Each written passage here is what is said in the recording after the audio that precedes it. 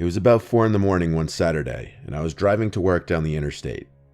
I was in the middle lane moving pretty quickly because I was already running a bit late to work that morning. So when I noticed a car in my left mirror catching me pretty quickly, I was almost alarmed. I had to already be going like 75 to 80, so he had to be going anywhere from 90 to 100. The car quickly caught up to me. It was a gray Honda Accord coupe. I took a look into the car, curious to see who was behind the wheel. Even though it was still dark out, I could see the driver looking back at me as he passed. Then I noticed someone in the back seat too. It was a young woman who appeared to be banging on the back window. Initially I didn't understand. I assumed it was a girl messing with me or whatever.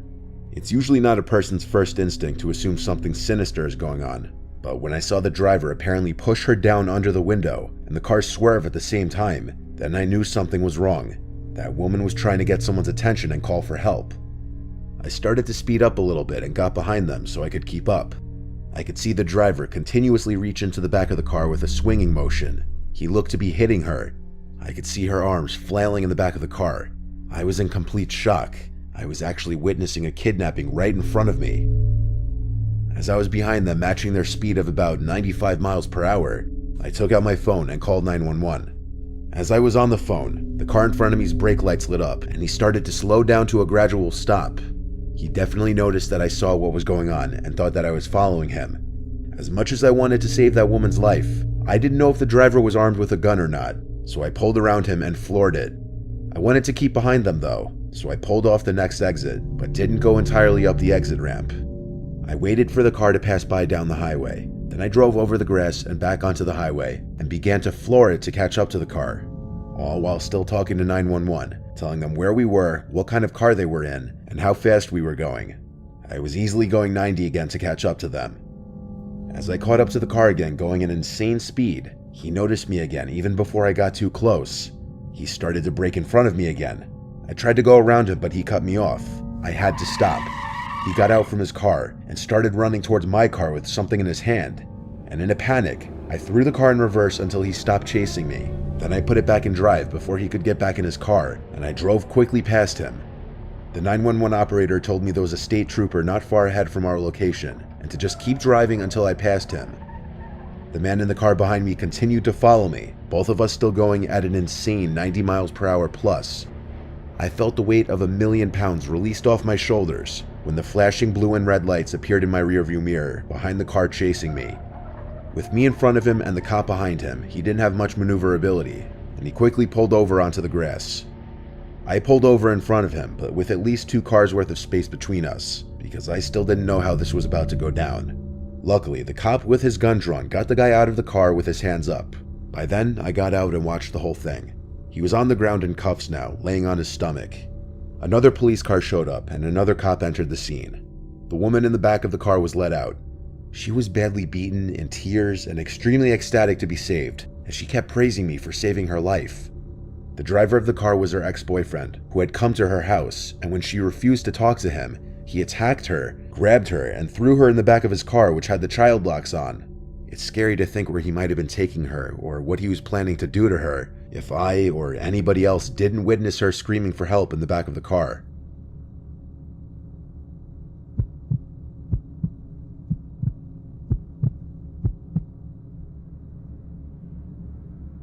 I made a trip to visit Boston to support a family member who was running the Boston Marathon. I was driving from Chicago to Massachusetts and had to take Route 20, possibly the longest highway in the United States. I don't much like flying, so I decided to start driving around 3 p.m. after work. My GPS was telling me it would be a 15-hour drive, so knowing how I drove, it would probably be 14 hours. My ETA was telling me 6 a.m. I was expecting 5 a.m. if I didn't stop. I'm the type who doesn't like to make many stops on long car rides. I like to just bang out the whole ride in one go. Most of Route 20 is open land, and there isn't a whole lot of traffic in a lot of it.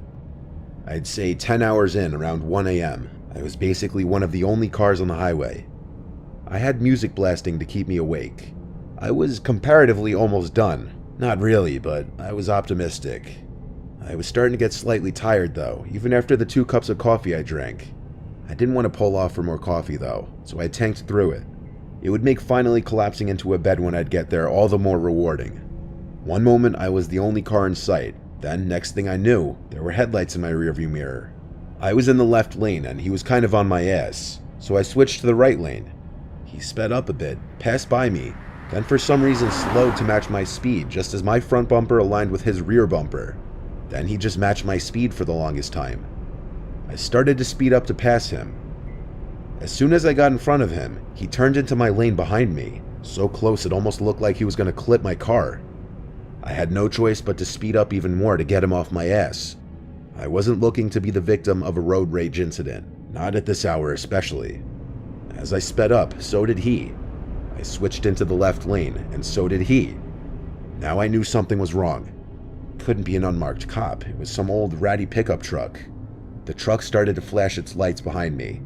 I didn't slow down. I was honestly afraid, because I had never experienced anything on the road like this. I kept driving, stepping on the gas just a bit to increase my speed 5 to 10 miles per hour, hoping to pass a cop or any other cars for that matter. But I couldn't see another set of taillights as far as the eye could see. Just the very seldom cars zooming past on the other side of the highway. The pickup truck behind me then switched lanes and floored it. I heard the aggressive roar of his truck's engine passing me. He cut in front of me, then he started to brake. I tried to swerve around him, but he kept blocking me. I was forced to stomp on the brakes too. I started to honk because it's all I could do.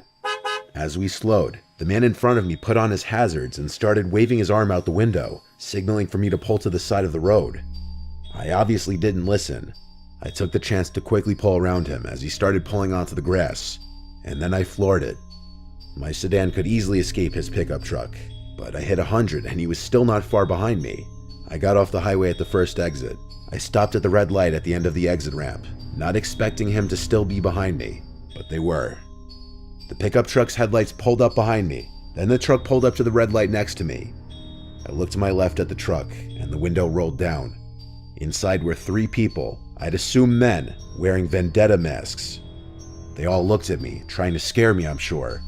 But it worked. I blew the red light onto the main road, and finally there were at least other cars around. The pickup truck finally stopped following me.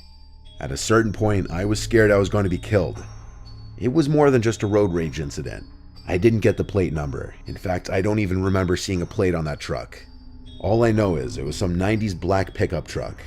After that, I parked in a Walmart parking lot and fell asleep. I woke up around 8 and finished the drive. I told my family about the incident, and I warn everybody to be careful when driving late at night.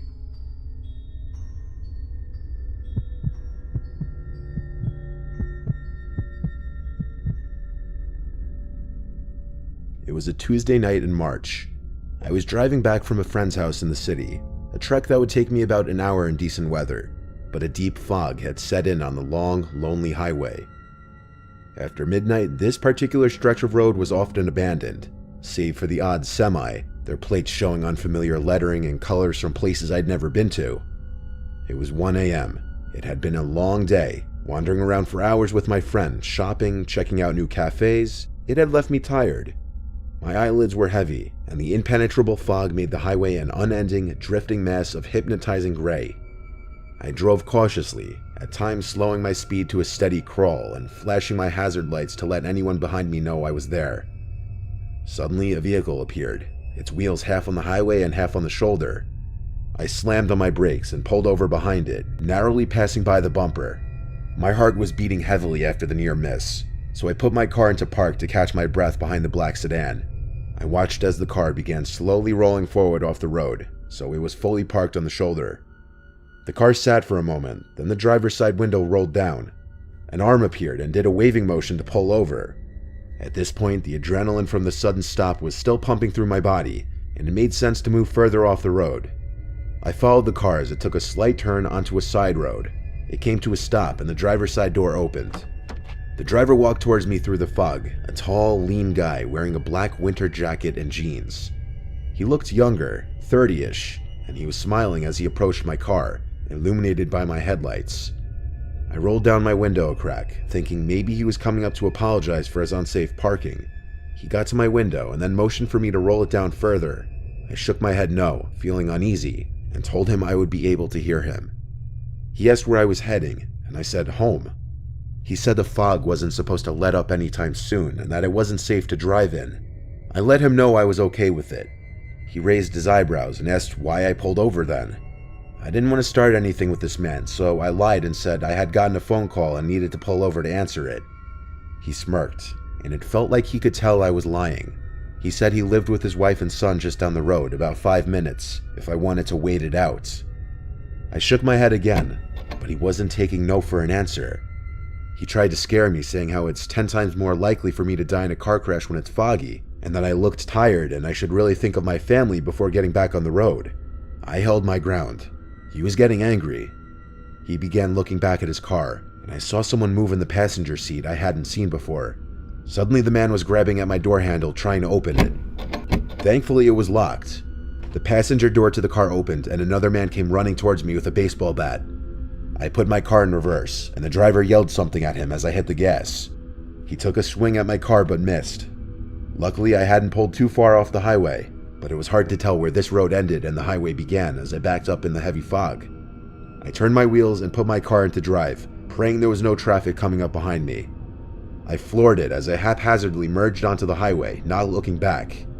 I often wonder when I'm driving that stretch of road if they tried to stop anyone else that night, and what would have happened to me had I rolled my window down further.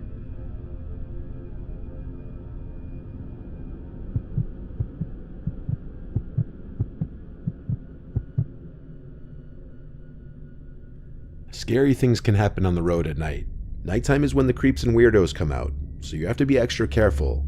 This was in 2020, right around when COVID started. I would often work overnight shifts at a hospital. My hours would be all over the place.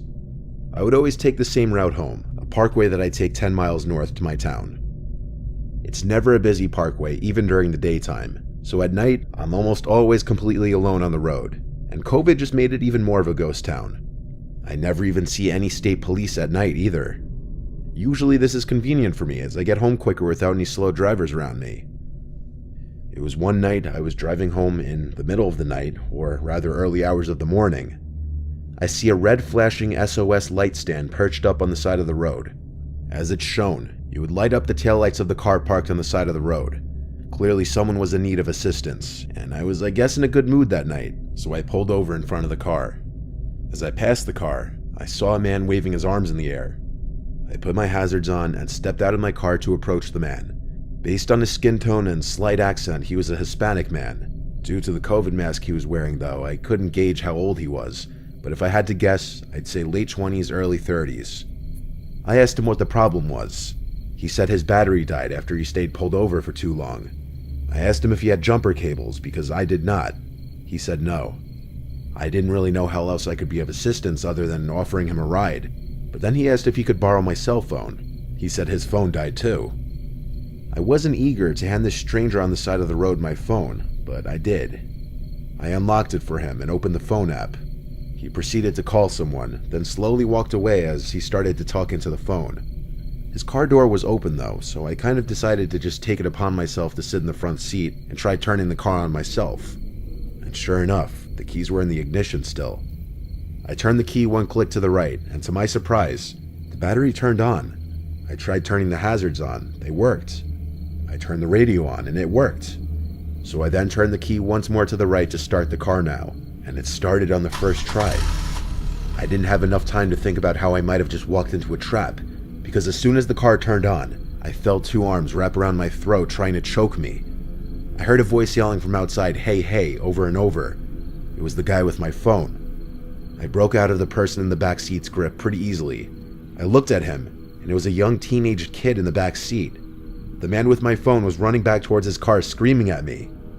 I picked flight over fight and ran back to my car and got out of there as soon as the car was on.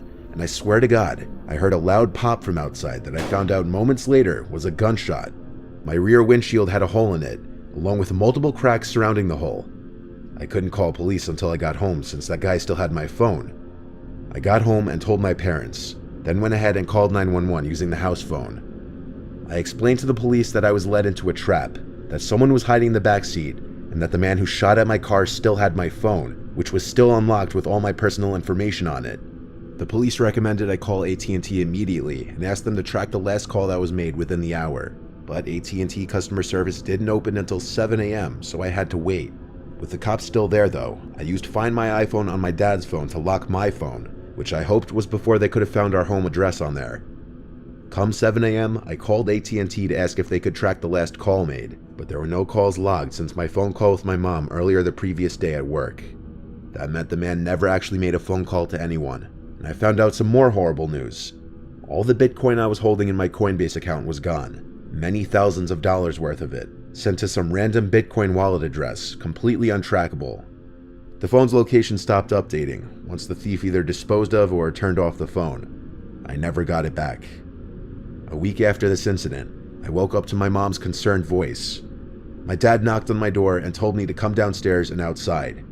I was scared, but I followed him. He said he and my mom heard someone in our backyard, but when we checked, we didn't see anyone there. My mom wanted to call the cops, but my dad said we'd hold off until we heard another noise, which we never did. I don't know if what they heard was a person, but if it was, I really hope it wasn't that man who had my phone. My address was saved everywhere on that phone. Regardless, it's been 2 years now, so it's obviously over. Still, I will never stop to help somebody on a highway at night ever again.